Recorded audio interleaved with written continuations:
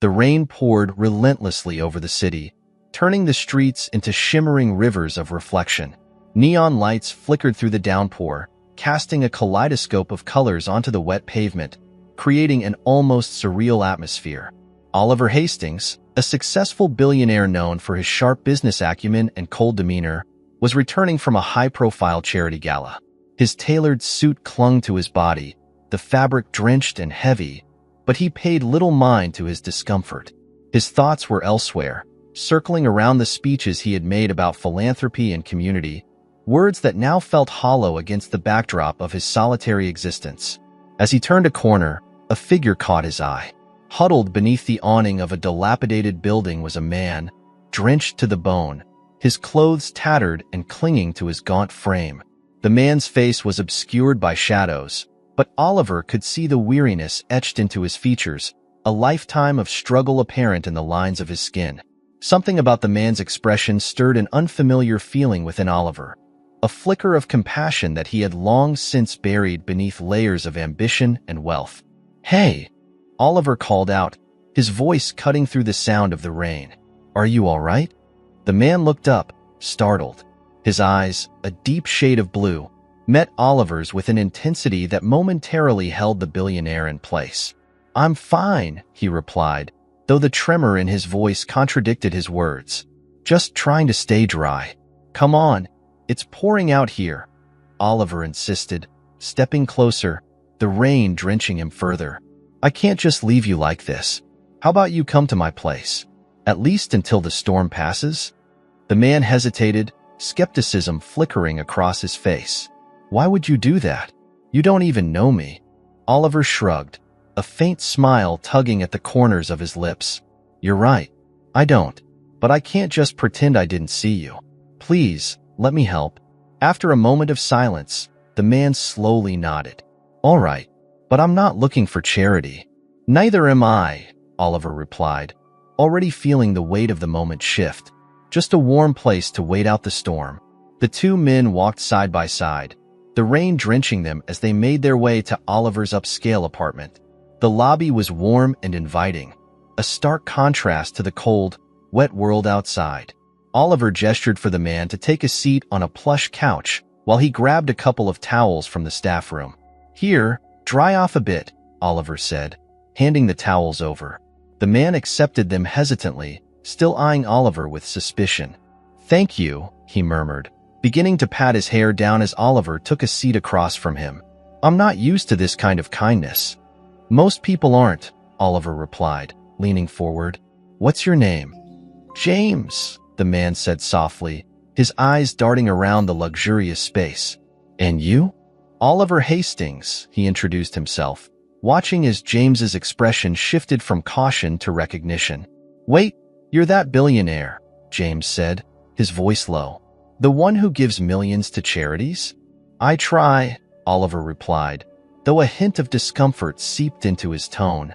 "But I think kindness is more than just writing checks."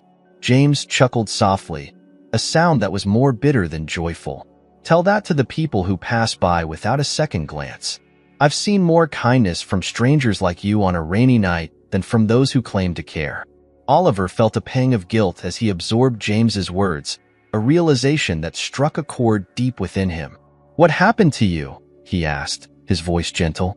James paused, taking a deep breath as he considered his next words. "Life has a way of knocking you down, you know? One moment, you think you have everything, and the next, it's all gone." Oliver nodded, trying to grasp the weight of James's statement. "If you don't mind sharing, what led you here?" James looked out the window, the rain streaking down the glass as if mirroring the storms of his life. "I had a family once, people who loved me, but an accident took it all away. I lost my wife and my son that day." "I'm sorry," Oliver murmured, feeling a heaviness settle in the room. "That's unimaginable." "It was a long time ago," James replied, his voice barely above a whisper. "But the pain, it never really goes away." He paused, his gaze returning to Oliver. "And I didn't know how to pick up the pieces. I didn't know how to be me again."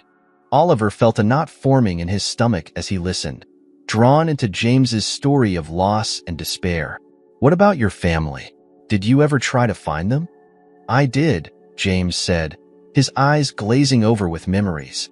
But when I learned they thought I was dead, I couldn't bring myself to reach out. I thought it would be better for them if I just stayed away. I didn't want to disrupt their lives.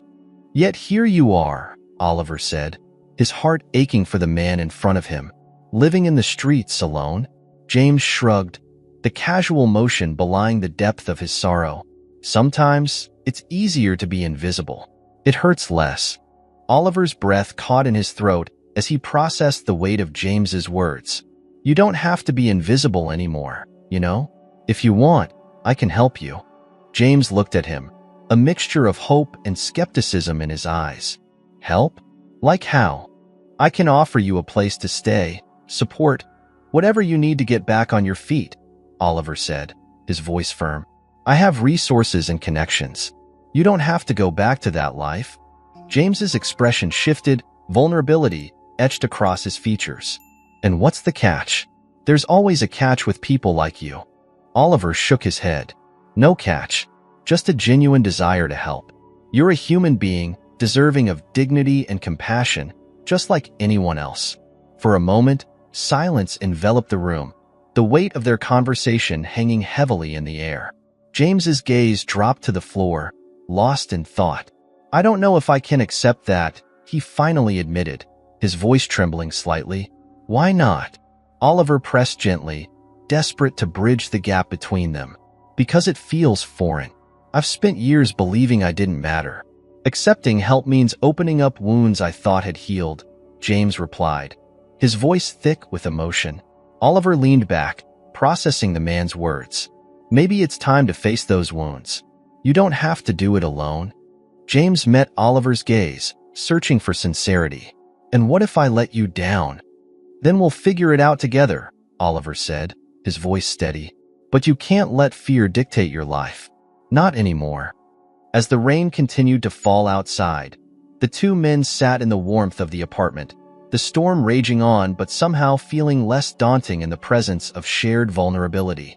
In that moment, Oliver felt a connection forming, a bond that transcended their vastly different worlds. It was a fragile beginning, but it was a beginning nonetheless. The rain poured down in relentless sheets, drumming against the polished exterior of the mansion where the billionaire, Nathaniel Cole, resided. He had just returned from a high-profile charity gala, his tailored suit still crisp, albeit slightly damp from the unexpected downpour. As he stepped out of his car, he noticed a figure huddled beneath a nearby awning. A man, soaked to the bone, with unkempt hair and a beard that seemed to blend with the raindrops cascading down his face. Something in the man's eyes sparked a flicker of recognition in Nathaniel, an inexplicable connection that tugged at his heartstrings. He hesitated, then approached the man, who looked up with a weary gaze. Hey, do you need some help? Nathaniel asked, his voice low yet firm, breaking through the sound of the rain. The man blinked, clearly surprised by the question. Help? I just need to get out of the rain, he stammered, his voice rough from disuse. Come on then, Nathaniel urged, gesturing toward his car. I can't let you stay out here like this. With a hesitant nod, the man rose slowly, his body stiff and weary. As they drove through the slick streets to the mansion, Nathaniel stole glances at his passenger. The man was older than he had first thought, perhaps in his late 50s, with deep lines etched into his face that spoke of hardship and suffering. Once inside, Nathaniel offered him a towel and a warm drink, observing as the man wrapped the towel around his shoulders, shivering slightly. Thank you, the man said, his voice still gravelly. I didn't expect kindness. Nathaniel shrugged, trying to mask his discomfort with the situation. Everyone deserves a little kindness, especially on a night like this. Why were you out in the rain? The man sighed, his eyes drifting to the window where the rain continued to fall. I've been living on the streets for a while now, just trying to get by day to day. You get used to it after a while. I can't imagine, Nathaniel replied, his heart heavy. What happened? How did you end up like this? The man hesitated for a moment, as if weighing the decision to share his story. Life has a way of turning on you when you least expect it, he finally said. 1 minute, you're living the dream, and the next, it all slips through your fingers like sand. What do you mean? Nathaniel pressed, curious despite himself. I had a family once, the man said, his voice barely above a whisper. A wife I loved dearly and a son who meant the world to me. But then there was an accident. A car crash. I lost everything that day. Nathaniel felt a chill run down his spine, a sense of unease creeping in. I'm sorry to hear that. It must have been terrible. The man nodded, his gaze distant. You don't know the half of it. I woke up in the hospital with no memory of who I was or where I came from. They told me I was lucky to be alive, but I didn't feel that way. I spent years trying to piece my life back together, only to discover that my family had moved on, believing I was dead. Nathaniel's heart raced. The man's story was hauntingly familiar, echoing memories from his own childhood. He couldn't shake the feeling that there was something more to this encounter, something that connected them in an inexplicable way. What was your name? Nathaniel asked, his voice barely a whisper. Henry, the man replied, looking directly into Nathaniel's eyes. Henry Walker. Nathaniel's mind raced. The name rang a bell, but he couldn't quite place it. He shook his head slightly, trying to dispel the fog clouding his thoughts. Henry, he repeated, testing the name on his tongue. And your son, what was his name? Lucas, Henry said, a soft smile crossing his lips. He was a bright boy, full of dreams. Do you know where he is now? Nathaniel asked, his curiosity piqued. I lost track of him long ago, Henry admitted, his expression turning somber. After I disappeared, I heard reports of him growing up, but I never had the courage to reach out. I didn't want to disrupt his life, knowing they thought I was dead. Nathaniel felt a mix of emotions swirling within him. Sympathy for Henry, confusion about the connection they might share, and a burgeoning sense of urgency to uncover the truth. As he listened to Henry's story, fragments of his own past began to resurface, memories he had buried deep within himself. Days turned into weeks as Henry stayed at the mansion. Nathaniel found himself increasingly drawn to the older man, their conversations growing deeper, exploring the pain of loss and the weight of regret. Henry often shared stories about his life before the accident, painting a picture of a loving family, a successful career, and the dreams he once held dear. I used to be someone, you know? Henry said one evening, nursing a cup of tea. I had plans, aspirations. I was a good father, or at least I tried to be. I thought I could give my son everything he needed. Nathaniel listened intently, his heart aching for the man before him. You still can, he said softly, the words tumbling out before he could stop them. There's still time to reconnect, to find him. Henry shook his head, a shadow of despair crossing his features. I don't even know if he wants to see me. After all these years, he's built a life without me. I wouldn't blame him if he hated me for leaving. Nathaniel's mind raced with thoughts. He was determined to know more about Henry's past, to understand the man who had unknowingly shared so much of his own life. One night, while Henry slept, Nathaniel felt compelled to search through the older man's belongings, hoping to find answers hidden within. As he sifted through the few personal items Henry had, Nathaniel stumbled upon a worn leather wallet. He opened it cautiously, revealing a faded photograph tucked inside. The picture was old, torn at the edges, but the faces were still recognizable.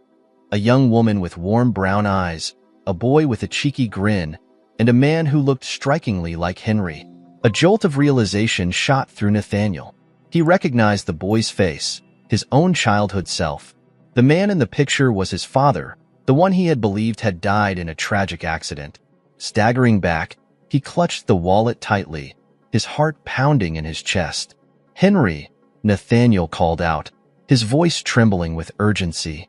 Henry stirred awake, blinking in confusion. What is it? He asked, his brow furrowing as he took in Nathaniel's expression. Look at this, Nathaniel said, holding the photograph out for Henry to see. The older man's eyes widened in shock as he recognized the image. Where did you find this? Henry asked, his voice barely above a whisper. It was in your wallet, Nathaniel replied, feeling the weight of the truth settling heavily between them. You're my father, aren't you? The silence that followed was deafening, filled with a mix of disbelief and raw emotion. Henry's hands trembled as he reached out to take the photograph. I thought you were gone," he murmured, tears welling in his eyes. "I never wanted to leave you or your mother." Nathaniel's heart raced as he processed the whirlwind of emotions crashing over him. "You're alive," he whispered, barely able to comprehend the reality before him. "All those years. I thought you were dead." Henry's face crumpled, the weight of the years lost pressing heavily upon them both. "I'm so sorry, Nathaniel. I never wanted you to suffer like this. I thought I was protecting you by staying away." In that moment, both men stood on the precipice of a truth that would change their lives forever. The storm outside raging as fiercely as the turmoil within their hearts. As the rain drummed softly against the windows of the grand mansion, the atmosphere inside was thick with an unspoken tension. The billionaire, Alexander, was seated on the edge of a plush leather sofa, his fingers nervously tapping against the armrest. Across from him, the man he had taken in, whom he still referred to as the homeless man in his mind, sat in an old, faded armchair, his eyes flickering with a mixture of weariness and something deeper, something that seemed to resonate with Alexander's own life experiences. The old man's name was Robert, but Alexander had yet to say it out loud. Instead, they had spent their evenings lost in conversation, sharing stories that seemed to hover in the air, heavy with unspoken truths. It was during these conversations that Robert had let slip fragments of his past, an accident that had stolen his identity, a woman who had been his world, and a child he had lost. Each mention of these memories struck a chord within Alexander, stirring emotions he thought long buried. "Sometimes I think about that day," Robert began, his voice low and gravelly. "The day everything changed. I was driving home, feeling on top of the world, and then it happened." He paused, his eyes clouding with a distant memory. "A truck. It came out of nowhere. I remember the screeching of tires, the sound of metal crunching. I woke up days later in a hospital, and my life was gone." Alexander leaned forward, his heart racing. "What happened to your family? Did you try to find them?" Robert shook his head slowly, a pained expression crossing his face. "I couldn't. I didn't even know who I was. When I finally pieced together some of my memories, I learned that they had thought I was dead. I didn't want to bring them pain, so I just faded away, thinking it was for the best." A silence settled between them, thick and suffocating. Alexander felt a knot form in his stomach. He swallowed hard, grappling with a sense of unease. "You lost your son," he said quietly, a question lingering in the air. "What was he like?" Robert's gaze drifted to the window, watching the rain dance against the glass. "He was a bright boy, full of dreams. When I left, he was just starting school, learning to ride a bike. I hoped he would grow up to be a good man." He paused, his voice trembling slightly. "I failed him." "Failed him?" Alexander echoed, incredulous. "You didn't choose to disappear. You were taken from him." Robert turned to look at Alexander, the pain in his eyes cutting deep. "That's just it, son. I was given a second chance at life, but I lost the chance to be a father. I didn't want to disrupt the life he built without me. I thought he would be better off." Alexander's heart raced at the word son. It echoed in his mind, reverberating like a distant bell tolling the onset of a storm. "Why didn't you try harder? Why not fight to get back to him?" "Because I didn't know how," Robert replied, his voice thick with emotion. "The years went by, and I became a shell of the man I once was. I lost myself in the streets. The pain of my past caught up with me, and I became invisible to the world." A profound silence enveloped them as Alexander wrestled with the implications of Robert's words. He looked at the man before him, the worn face that seemed to carry the weight of 1,000 regrets, and something inside him began to shift. "But you're here now," he said softly. "You're alive. Doesn't that count for something?" Robert let out a bitter laugh that held no humor. "Alive? Perhaps. But I'm not the man I was. I have no place in this world anymore. I'm just a ghost haunting the streets." The air was thick with sorrow, and Alexander felt a growing turmoil within him. He wanted to understand, to pull the threads of Robert's past together, but the more he listened, the more he felt the burden of his own life crashing down around him. "You were my father," he said suddenly, the words tumbling from his lips before he could stop them. "You're supposed to be here." Robert's gaze sharpened, surprise etched across his features. I didn't know if you'd want to hear that. I never wanted to impose on your life." Alexander felt anger rise within him, a tempest of emotions that he could no longer contain. "You didn't have a choice. You were taken from me." He took a deep breath, the weight of realization pressing down on him. "You were supposed to be there, but you vanished. You let us believe you were dead." "I thought it was best," Robert defended, his voice cracking. "I thought you would have a better life without the burden of my existence." "Burden?" Alexander spat, his heart racing. "You think I wouldn't have wanted my father in my life? I grew up without a family, without knowing who I was. You think I didn't feel that emptiness?" Robert's expression softened, the pain in his eyes morphing into something akin to understanding. "I never meant to hurt you, son. I wanted to protect you from the pain of my mistakes. It was the only choice I thought I had." Alexander shook his head, frustration boiling over. "You didn't protect me. You abandoned me. Do you even understand the impact that had on my life?" For a moment, the room was filled with silence as tension hung in the air. Robert looked down, guilt washing over his features. "I do now. I understand the loss, the grief. I've been living it every day, but I can't change what happened. I can only hope to make amends." "Amends?" Alexander echoed, his voice low and dangerous.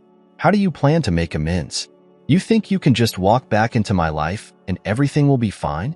"I don't expect forgiveness," Robert replied, his voice barely above a whisper.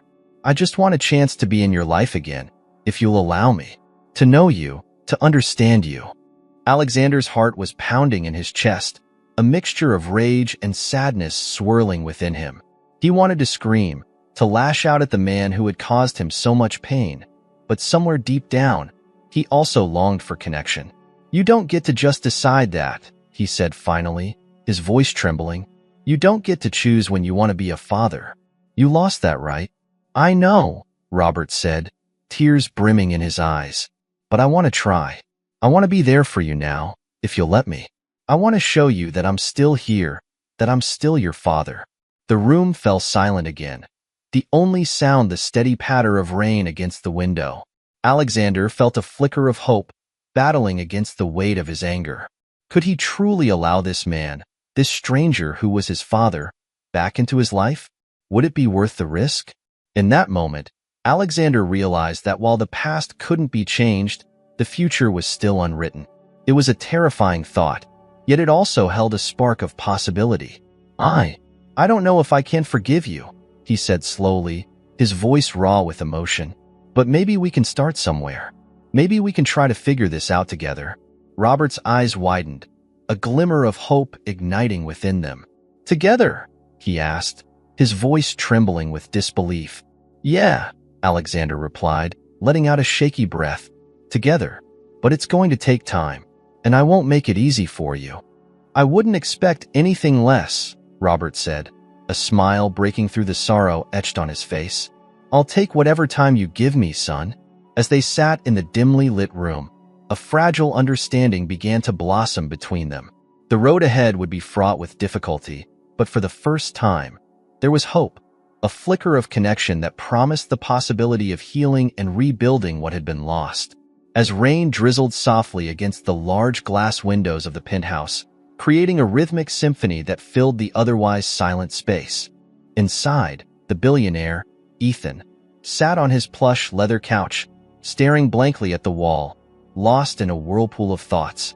The encounter with the homeless man, whom he had subsequently brought into his home, lingered in his mind like a haunting melody he couldn't shake off. Ethan's gaze drifted to the other side of the room, where the man, who introduced himself as Frank, was sitting in a chair, wrapped in one of Ethan's oversized blankets. His hair was matted and unkempt, and his clothes still bore the odor of the streets. Yet there was an undeniable spark of vitality in his eyes, a glint that both intrigued and unsettled Ethan. They had spent the last few days sharing meals and unspoken moments, but there was a lingering distance between them, a chasm filled with unaddressed questions. "Do you want some coffee?" Ethan asked suddenly, breaking the silence. His voice felt foreign in the quiet room, as if it were intruding upon a sacred space. Frank looked up, his eyes momentarily confused before a small smile crept across his face. "Sure, I'd love some," Frank replied, his voice raspy, a remnant of life spent in the elements. "Black, please." As Ethan brewed the coffee, the aroma filled the air, mingling with the scent of the rain outside. He poured 2 steaming mugs and joined Frank, who was now peering out the window as droplets cascaded down the glass. "Beautiful day, isn't it?" Frank said, his tone light, but Ethan could sense an underlying weight. "More like a dreary one," Ethan replied, taking a sip. "But I suppose beauty can be found in the unexpected." He studied Frank's profile, his heart racing with questions he wasn't sure he wanted to ask. "Yeah, that's true," Frank said, still gazing outside. "Sometimes the clouds bring out the brightest colors. They just need time." Ethan chuckled softly, the corners of his mouth lifting slightly. "You sound like a philosopher," he remarked, trying to lighten the mood. "What's your story, Frank? You mentioned something about an accident the other night." Frank turned to face him, his expression shifting from lightheartedness to something more solemn. "It's complicated, you know? Life has a way of twisting your path when you least expect it." Ethan leaned forward, intrigued. "I can't help but feel there's more to it. You said you lost someone important. I can relate to that." Frank's eyes darkened, and he took a deep breath, as if preparing to dive into the depths of his memories.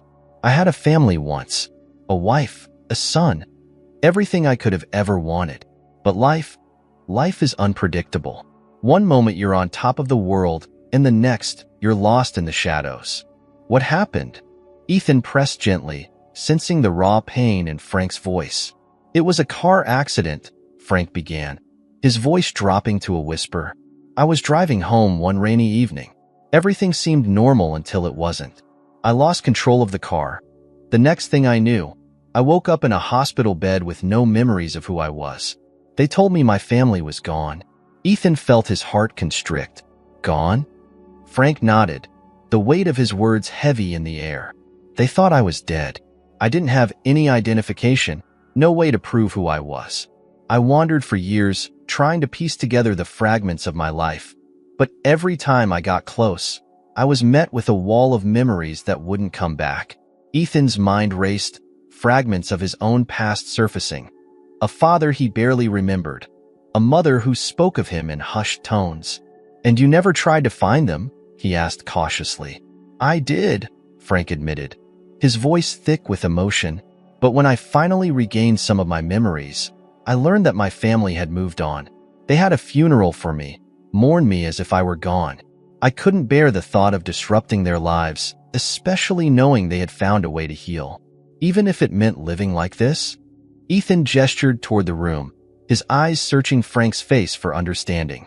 Frank sighed, a deep, sorrowful sound that echoed in the silence. "I thought I could find my way back to them, to the man I used to be. But the streets, they change you. I lost myself along the way." Ethan leaned back, the weight of Frank's story settling heavily in his chest. "What about your son? Did you ever think about him? What would he think of you now?" The question slipped out before he could stop himself, a mix of curiosity and a strange sense of connection. Frank's expression faltered, a flicker of pain crossing his features. "Every day, I think about him. Wonder what he's become, if he's happy. The thought of him living a life without me, it's unbearable. But I also know that the best thing I could do for him was to stay away. I didn't want to be a ghost haunting his life." A deep silence enveloped them, punctuated only by the soft patter of rain against the window. Ethan felt an odd kinship blooming between them, a thread connecting their shared pain, even if the details of their lives were worlds apart.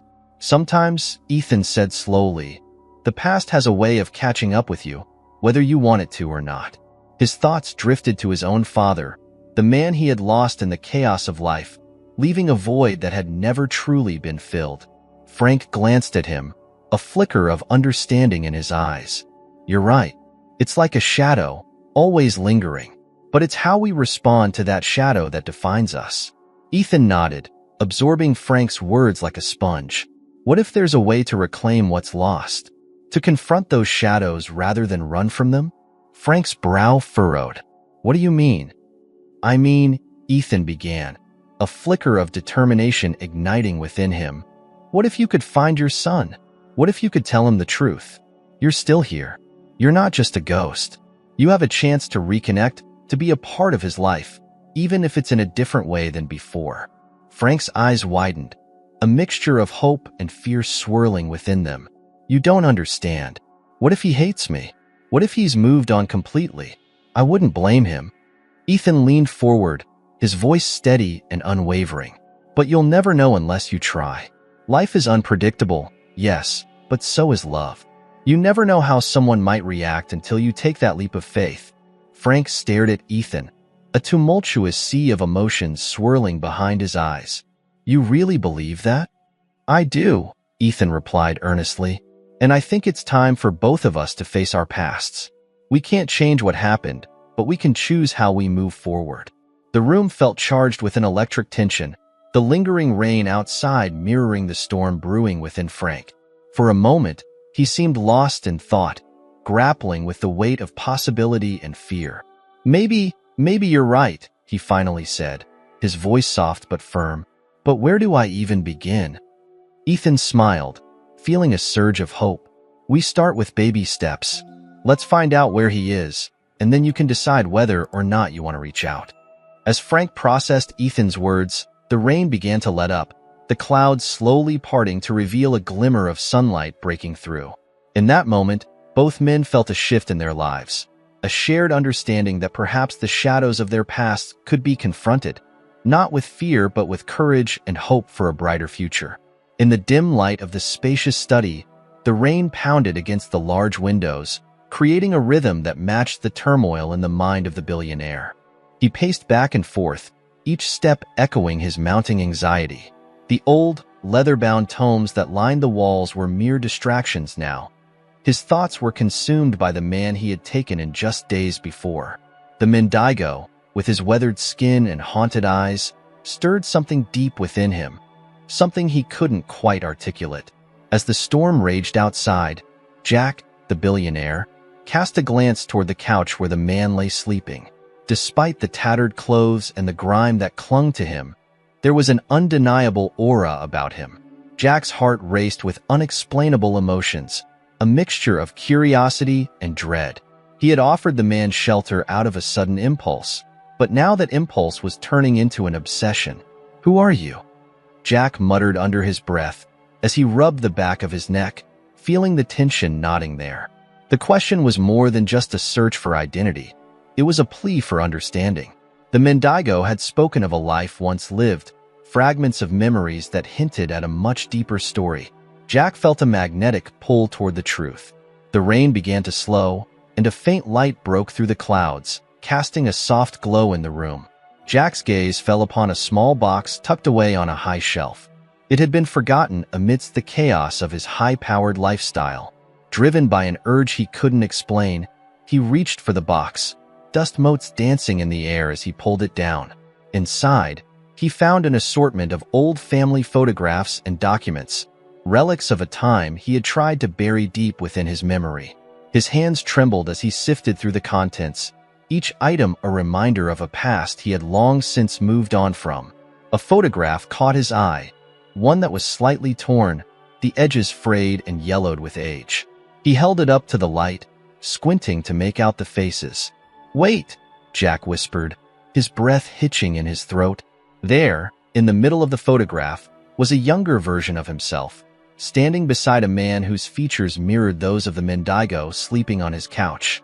The resemblance was uncanny, the same deep-set eyes, the same strong jawline. "No way!" Jack's heart raced as he began to piece together the fragments of his past. He quickly rifled through the papers again, pulling out a faded hospital document that detailed an accident. The words blurred as he read, his mind racing ahead of his comprehension. "Father!" Declared dead, he stumbled back, nearly dropping the photograph. The weight of the revelation crashed down upon him like a tidal wave. "No, it can't be," he murmured, his voice barely above a whisper. The man he had taken in was not just a stranger. He was his father, the man Jack had believed was lost to him forever. As he stood frozen in shock, the Mendigo stirred. Jack quickly tucked the photograph back into the box, his mind racing with the implications of what he had discovered. The man shifted, rubbing his eyes as he woke up, confusion etched across his face. "Jack?" he croaked, his voice rough from sleep. What time is it?"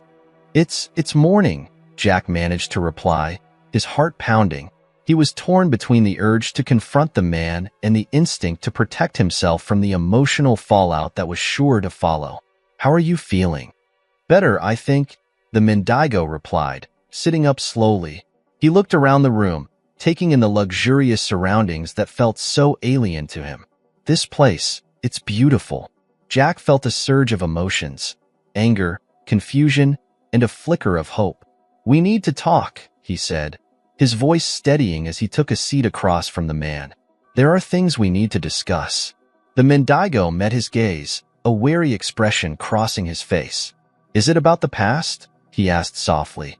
"Because I've been thinking a lot about it since I got here." "Yeah, it is," Jack replied, his heart racing.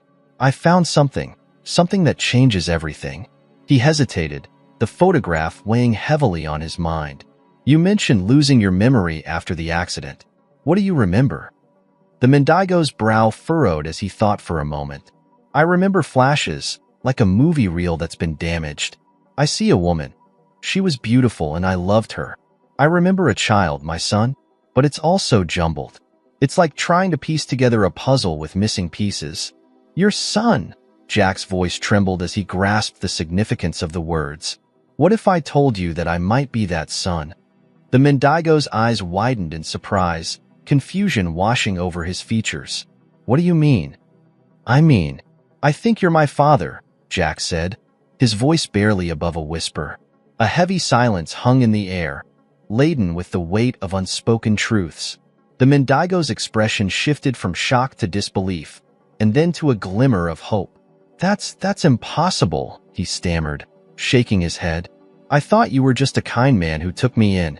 I didn't think you were my son." "I found your photograph, Dad," Jack said, his heart pounding as he pulled the torn picture from the box.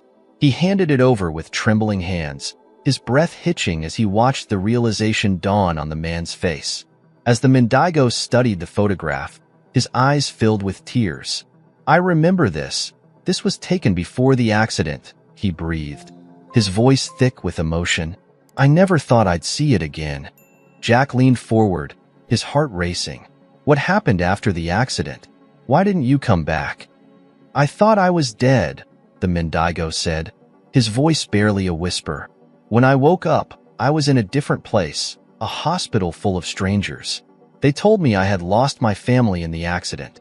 I couldn't bear the thought of them mourning someone who was still alive, so I stayed away. I thought it was for the best." Jack felt a mix of anger and sorrow as he listened to his father's words. "You should have tried to find us. Mom thought you were gone forever." "I know," the Mendigo replied, his voice strained. "But I didn't know how to face you, to face the pain I caused. I didn't want to disrupt the life you had built without me." The tension in the room was palpable, each man grappling with the depth of their shared history.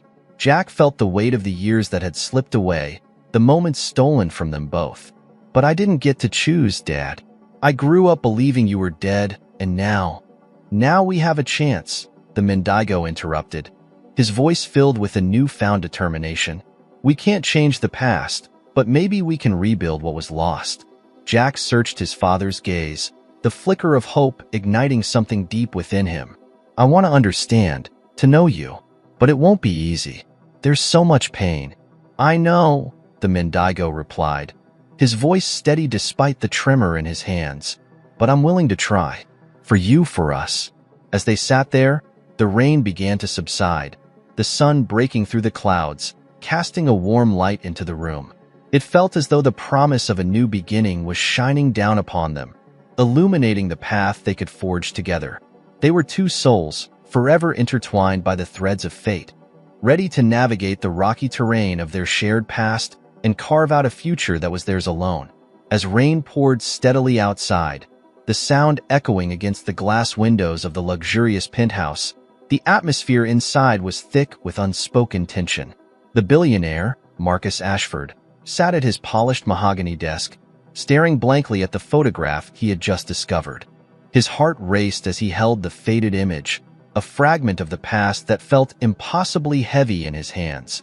The photo depicted a family, captured in a moment of happiness, a woman with a soft smile, a young boy with bright eyes, and a man whose face was only partially visible, the corner torn and frayed. That man, he realized, was not just a stranger. He was the homeless man he had taken in just days ago. A sense of disbelief washed over him. How could it be possible?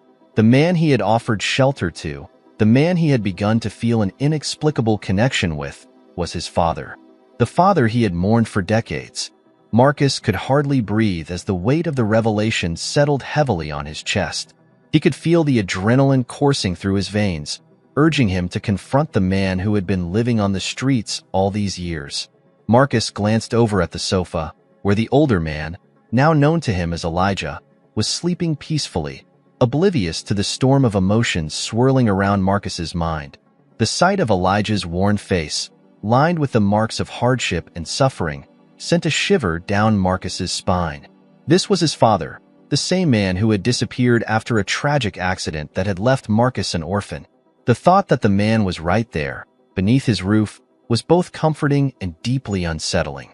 He stood abruptly, pacing the room as he attempted to piece together the fragments of his childhood memories. The stories his mother had told him, the way she had grieved, the void that had been left in their lives, it all rushed back to him in a chaotic wave.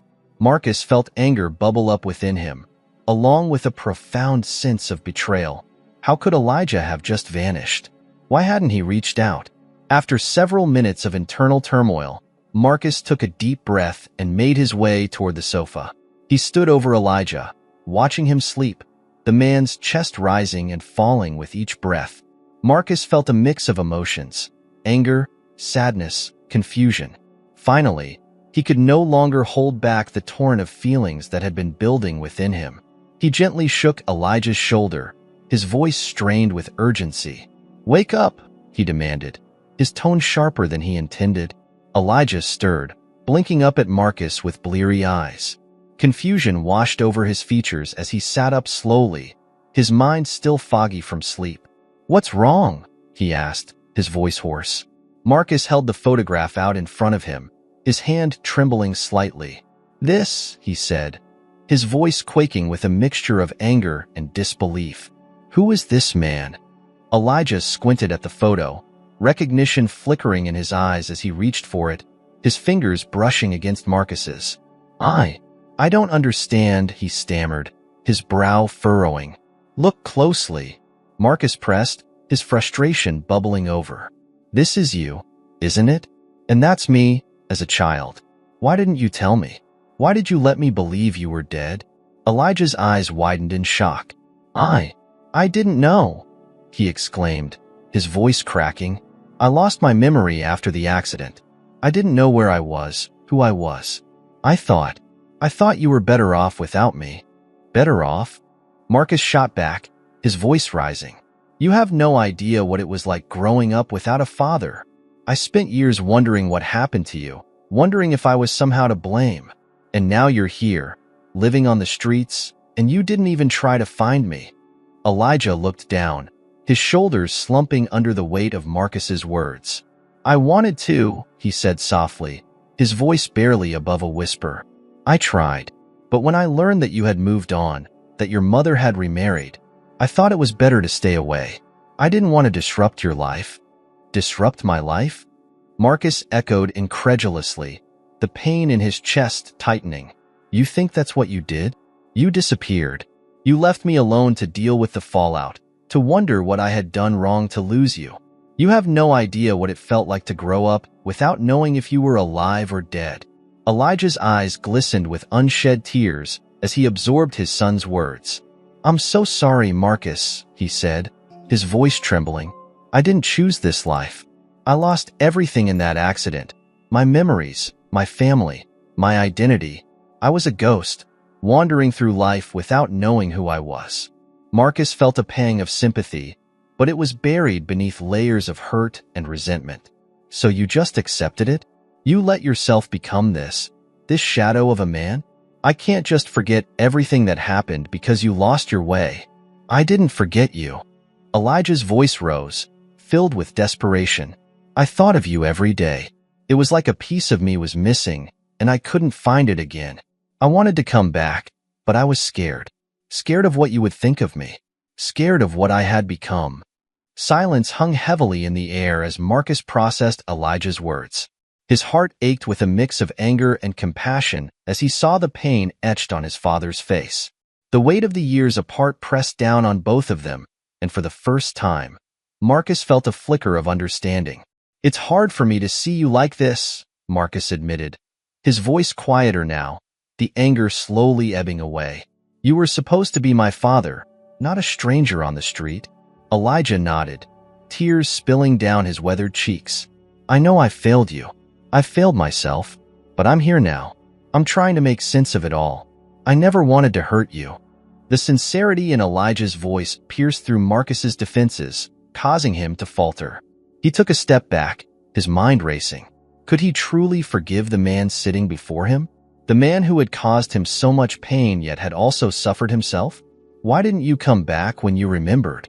Marcus asked, his voice softer now, a hint of vulnerability creeping in. I was afraid, Elijah replied, his gaze steady. Afraid of being rejected, afraid of the life I had lost. I thought I had nothing to offer you. I was a broken man, and I didn't want to bring you down with me. Marcus swallowed hard, the tumult of emotions swirling within him. He felt a small part of his heart begin to crack open, allowing a sliver of empathy to seep through.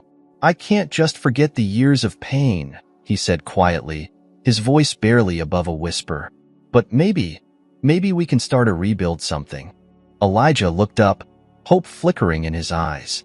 I would like that more than anything, he said softly. I know it will take time, but I want to be in your life again.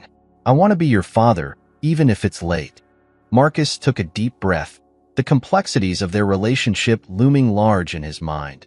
The journey to healing would not be easy, but perhaps, just perhaps, it was a journey worth taking. As rain poured down relentlessly outside the large, opulent windows of the penthouse, the sound of the storm echoed through the quiet space. The atmosphere inside was thick with tension as the billionaire, Michael, paced back and forth. His heart raced, each beat resonating with the tumultuous emotions swirling within him. He had spent countless nights in this luxurious abode, surrounded by wealth and comfort, yet never had he felt so profoundly unsettled. His eyes fell upon the figure slumped on the plush couch, a man whose presence had inexplicably woven itself into the fabric of Michael's life over the past few days. The man, Ben, was his father, though Michael had only just uncovered that truth. The reality of their connection sat like a stone in his stomach. How could the man before him, disheveled and bearing the weight of years spent on the streets, be the same man he had mourned for so long? Why didn't you tell me? Michael's voice cut through the silence, sharp and accusing. The question hung in the air, laced with pain and disbelief. He stopped pacing and fixed his gaze on Ben, who stirred slightly but didn't meet his eyes. I didn't know how, Ben replied, his voice barely above a whisper. He shifted uncomfortably, the shadows of his past flickering across his face like the lightning outside. I thought I was dead, at least that's what everyone believed. Michael's hands clenched into fists at his sides. You were given up for dead. You just let me think you were gone forever. Do you have any idea how that felt? Growing up without a father? The bitterness in Michael's voice was palpable. Ben finally looked up, his eyes reflecting a mix of sadness and resignation. I didn't want to hurt you, Michael. I thought it would be better if you didn't know. I didn't want to disrupt your life. Disrupt my life? Michael echoed, incredulous. You think it would have been better to leave me in ignorance? To let me mourn someone who was alive all along? He stepped closer, his heart racing with a blend of anger and confusion. You have no idea what I've gone through. what it's been like to grow up without you. I do know, Ben said, his voice shaking. I lived without you. I tried to come back, but when I learned that everyone believed I was dead, I thought it would be kinder to stay away. I didn't want to interfere with the life you built. I didn't want to be the ghost that haunted you. Michael's breath hitched as he processed Ben's words. The longing and grief that had festered in his heart for years battled against the anger that surged within him. You think staying away was easier for me? Do you have any idea how many times I wished you were there? How many times I needed you? I can't change the past, Ben said, his voice thick with emotion. I lost my memory for so long. I didn't even know who I was. The accident, it took everything from me. I wandered, lost, like a ghost. When I finally started to remember, I thought it was too late. I couldn't come back. I couldn't bear the thought of seeing you again, only to have you resent me for abandoning you. Michael's chest tightened as he listened. The pain in Ben's voice resonated with the sorrow he had carried for years. You think I would have resented you? I needed you. How could you not have tried harder to come back? Believe me, I tried, Ben replied, tears welling in his eyes. But the more I remembered, the more I realized I had become a stranger to you, a man with no place in your life. I thought I was protecting you by staying away. Protecting me? Michael's voice cracked, the weight of his emotions threatening to spill over. You were my father. You were supposed to be there. Instead, you chose to hide while I struggled with the loss of you. The silence that followed was deafening. Outside, the rain continued to pour, but inside, the storm was one of a different kind. An emotional tempest that threatened to unravel everything. Ben's face crumpled, and he finally allowed the tears to fall. I'm so sorry, Michael. I never wanted to hurt you. I wanted to come back, but I thought you were better off without me. Michael shook his head, frustration mingling with sorrow. Better off? You think I'm better off as a man who grew up with a void where you should have been? I had everything, money, success, but I was never whole. I was always searching for something I couldn't name. And now, here you are, and I don't know what to do with this. This reality that you're alive, but you're not the man I needed. I know I'm not the man you needed, Ben said, his voice breaking. I've changed. The streets changed me, and I'm not asking for your forgiveness. I don't deserve it, but I want you to know that I've always loved you, even when I was too lost to show it. Michael's heart ached at the confession. It was a truth he desperately wanted to believe, but the years of absence loomed large between them. Love doesn't excuse abandonment, he said quietly, the fight in him beginning to wane. You broke my heart when you disappeared. Ben nodded, the weight of Michael's words settling heavily on him. I know, and I can't take that back. All I can do is stand here and hope you can find a way to forgive me. He paused, his voice trembling. I'm still your father, whether you want me to be or not. I'm here now, and I want to be part of your life again, if you'll let me. Part of my life? Michael scoffed, a bitter laugh escaping his lips. You think it's that easy? Do you have any idea how hard it is to trust again? I don't expect it to be easy, Ben replied earnestly, but I'm willing to fight for us, for the chance to be your father again. I can't change the past, but I can try to make the future better, if you'll allow me. The storm outside raged on, but within the penthouse, a different kind of storm brewed. One of emotions, revelations, and a fragile hope. Michael's heart wrestled with the conflicting feelings clawing at him. The father he had longed for was standing right in front of him, yet the bitterness of abandonment still stung sharply. I don't know if I can do this, Michael finally said, his voice barely above a whisper. I don't know if I can just forgive and forget. You were gone for so long. It feels like a lifetime. I understand, Ben said softly, his eyes brimming with tears. I'll give you all the time you need. Just know that I'm here, and I'm not going anywhere this time. I want to make things right, even if it takes a lifetime. Michael felt the weight of his father's gaze, the sincerity in his words igniting a flicker of hope within him. Perhaps their journey wouldn't be easy, but for the first time, he could see a path forward, a chance to rebuild what had been lost. He took a deep breath, determined to navigate the tumultuous waters of their relationship one step at a time. The dim light of the room cast long shadows across the walls, flickering as the wind rustled the branches outside. The air was thick with tension, heavy with unsaid words and raw emotions. The billionaire, still reeling from the discovery that the man sitting in front of him was his biological father, felt a storm brewing within him. His heart raced, half in anger and half in disbelief. "Why didn't you come back?" he demanded, his voice low but edged with a sharpness that could cut through glass. He leaned forward, his eyes locked onto the weathered face of the man who had once been his father. "You had the chance. You could have tried to find us."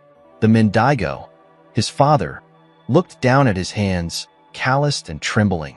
It had been years since he had felt the warmth of a family, the touch of love, or the weight of responsibility. He exhaled slowly, summoning the courage to meet his son's gaze. "I wanted to. I really did." His voice was hoarse, a mere whisper of the strength it once held. "But after the accident, everything changed. I couldn't remember who I was. I was lost." The billionaire crossed his arms defensively, unwilling to soften in the face of his father's pain. "You were lost? What about us? What about me? I grew up thinking I had no father, that you were dead. And then I find you like this." He gestured around the room, at the sparse furnishings, at the man who was now a shadow of the father he had envisioned as a child. "I know," the Mendigo replied, his voice cracking. "I didn't want to interfere with the life you had built without me. I was afraid of the pain it would cause you and your mother. When I found out you were okay, I thought it was better this way." "Better?" The word exploded from the billionaire's lips, echoing in the cramped space. "Do you have any idea how it felt to grow up without you? To see other kids with their fathers and wonder why mine wasn't there? You think this was better for me?" His father flinched at the intensity of his son's words. "I never wanted you to suffer, but what choice did I have? I was a ghost, a man without a name or a past. I didn't want to haunt your life, but you did haunt my life." The billionaire's voice broke, the weight of grief and anger crashing over him like a tidal wave. "You haunted my every thought, every moment. I built my life on the assumption that I was alone, that I had no one. And now you're here, and I don't know what to feel."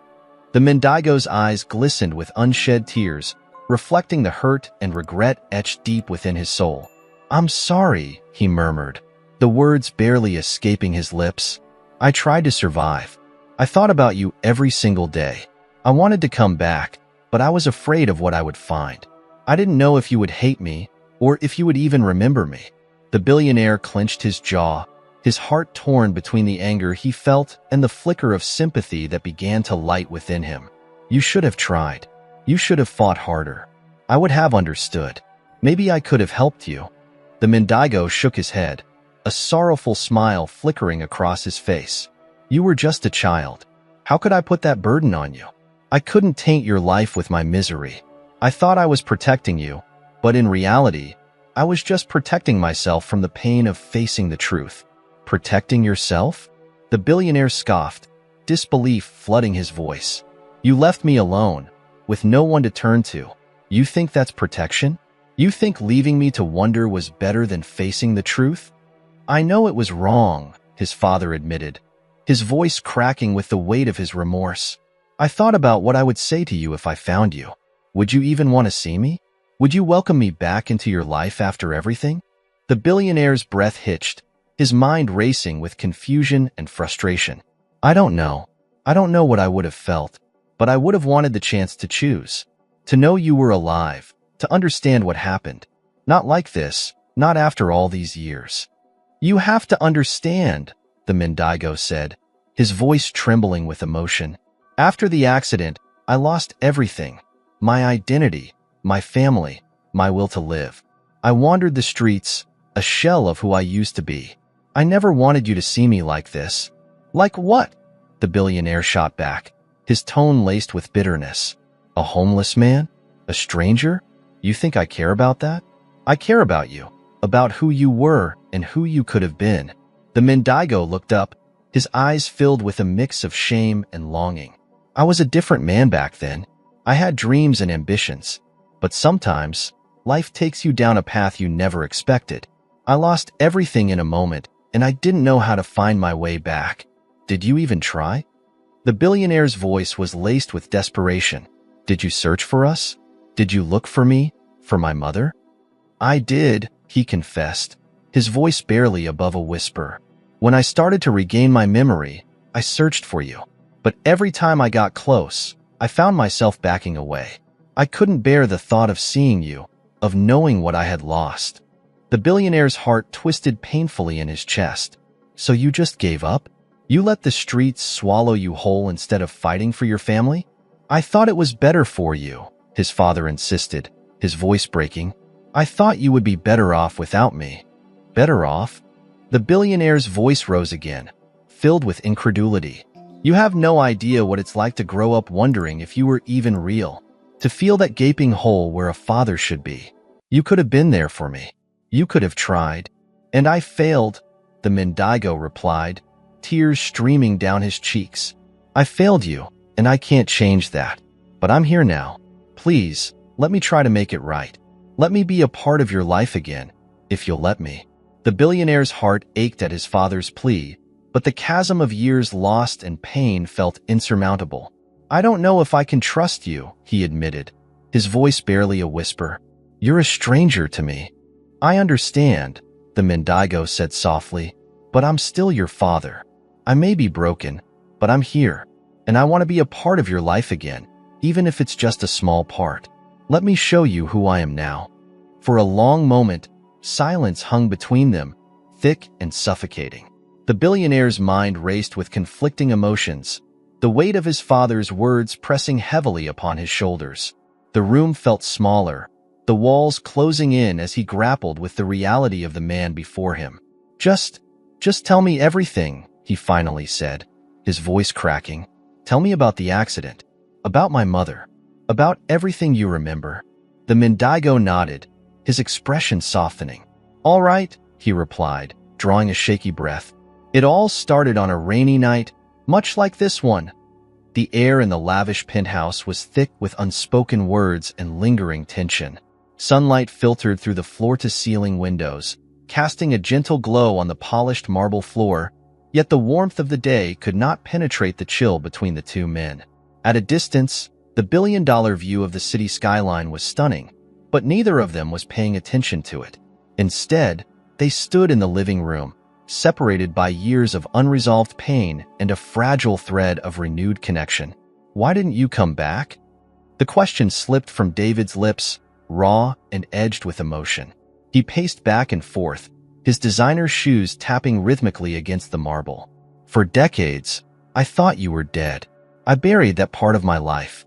And now you just show up like nothing happened?" Across the room, the man who had once been a ghost of David's past, now standing flesh and blood before him, looked down at the floor. Gary, his father, had shed the rags of a homeless life for a moment, but the remnants of that existence clung to him like shadows.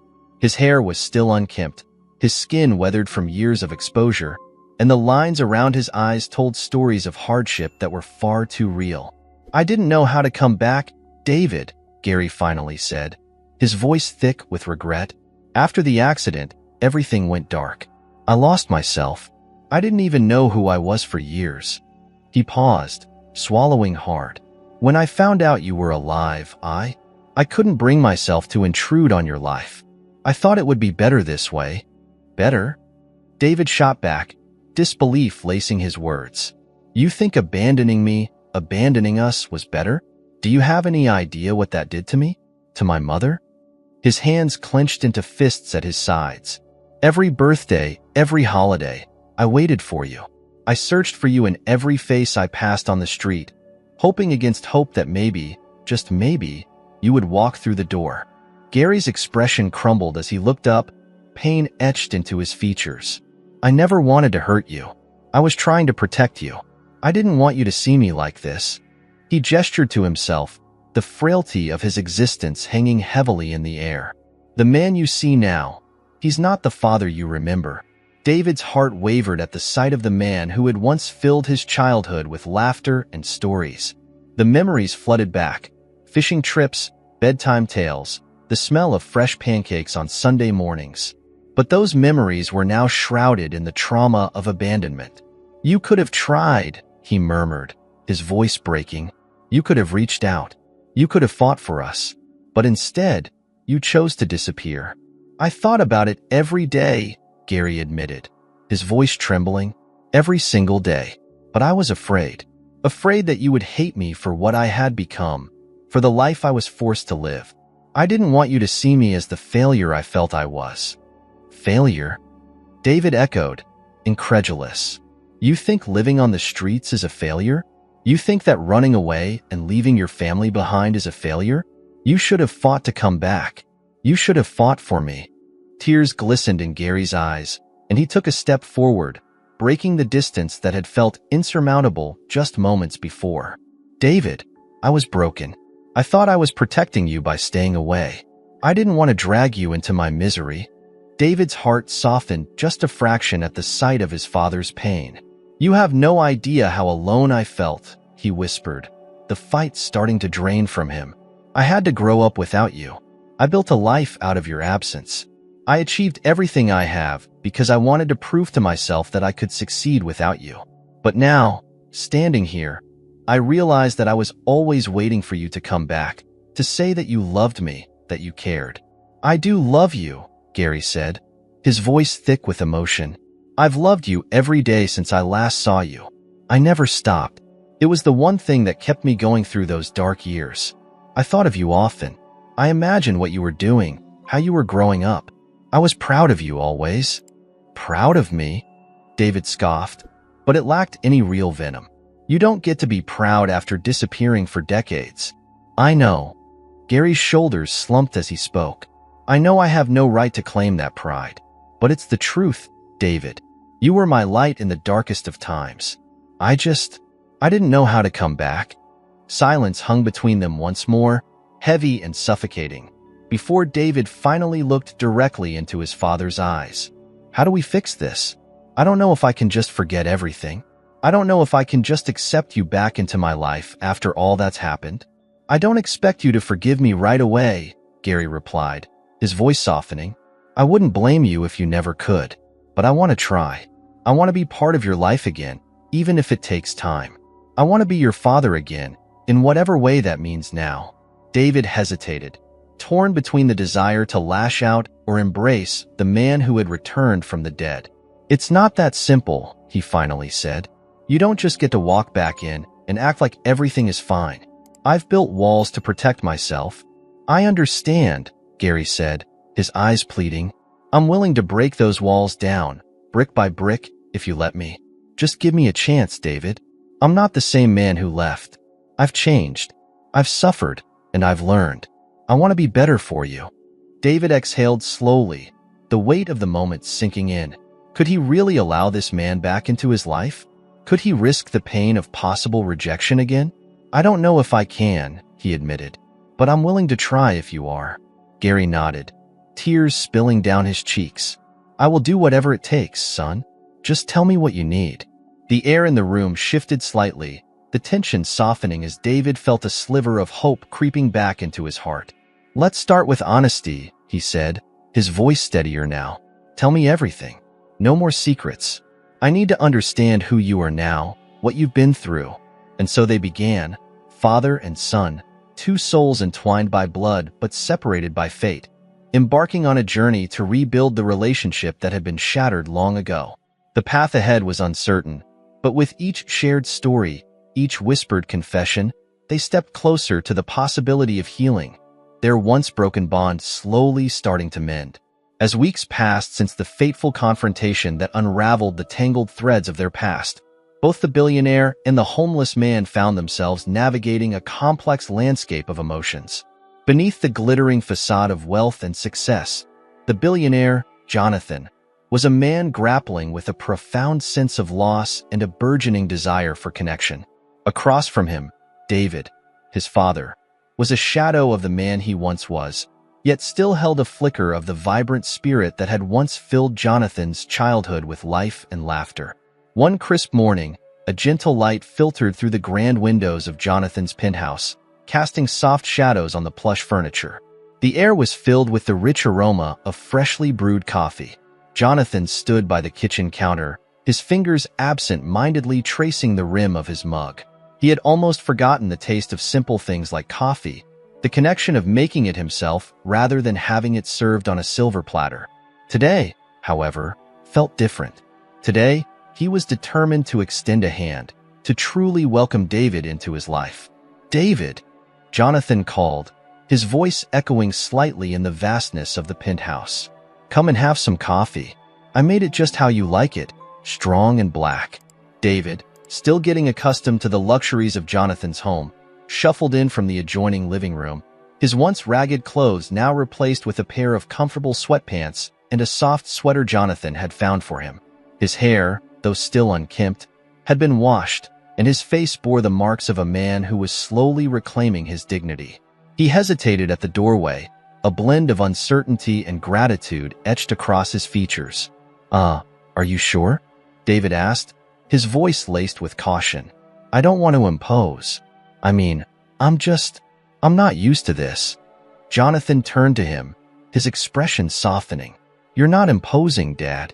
You're family. It's time we start acting like it." The word family hung between them, heavy with meaning. David's eyes glimmered with unshed tears, and for a moment, he was lost in the depths of Jonathan's gaze. A connection, fragile yet undeniable, pulsated between them, a bridge slowly being built over the chasms of their past. "All right," David finally acquiesced, stepping cautiously toward the kitchen. "I appreciate it, Jonathan. I really do." As they settled at the kitchen island, Jonathan poured coffee into 2 mugs, the steam curling upwards in delicate tendrils. He slid one toward David, who accepted it with a nod, his fingers trembling slightly around the warm ceramic. They sat in a silence that was both comfortable and charged, the weight of their shared history enveloping them like a heavy blanket. "Have you thought about what you might want to do next?" Jonathan asked, breaking the silence as he took a sip of his coffee. Now that you're here with me." David looked down into his mug, the dark liquid swirling like the thoughts in his mind. "I don't know," he admitted, his voice quiet. "I've spent so long surviving, just trying to get through each day. It feels strange to think about a future, a real future." "Then let's take it one step at a time," Jonathan suggested, leaning forward, his eyes determined. "How about we start with something simple? You could help me with my charity work. You have so much experience with the struggles people face. Your perspective could make a real difference." David lifted his gaze, surprise flickering in his eyes. "You want me to help you with your charity?"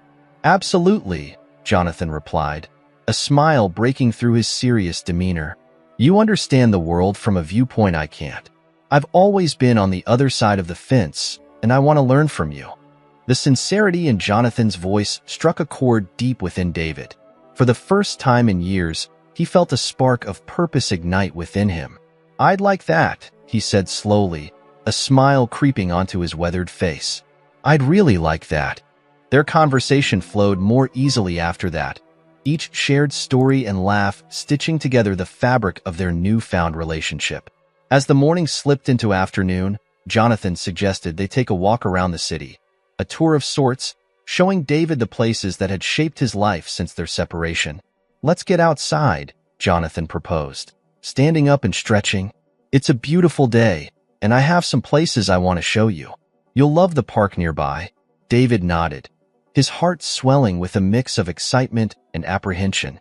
"Lead the way, son." As they stepped outside, the crisp air filled their lungs, invigorating and alive with the sounds of the city. Jonathan pointed out landmarks, sharing stories from his childhood, each memory tinged with the bittersweet knowledge of what could have been had David remained in his life. They wandered through the bustling streets, Jonathan animatedly describing his favorite spots, while David marveled at the vibrancy of a world he had been so far removed from. "Over there is the old library I used to visit," Jonathan said, gesturing toward a grand building with towering columns. "I spent countless hours buried in books, dreaming of adventures far away. I always wished I could share that with you."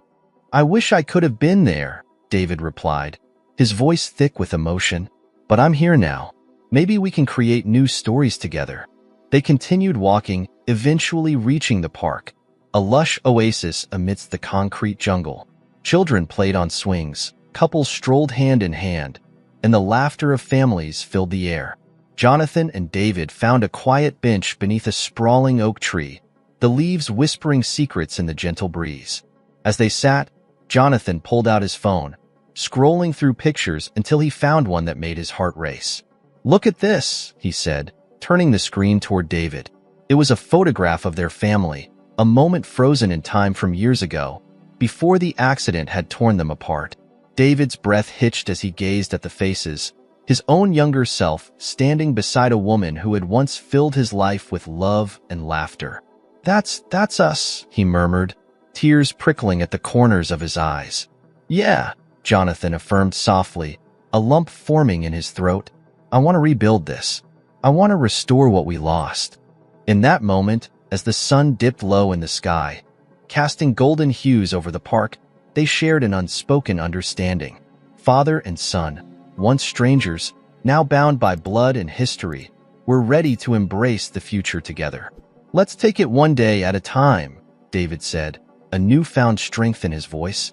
"Together." Jonathan nodded, a smile spreading across his face, the weight of their past lifting just enough to allow hope to flourish. "Together," he echoed, and they sat in the fading light, no longer just a billionaire and a homeless man, but a father and son, ready to forge a new path, hand in hand.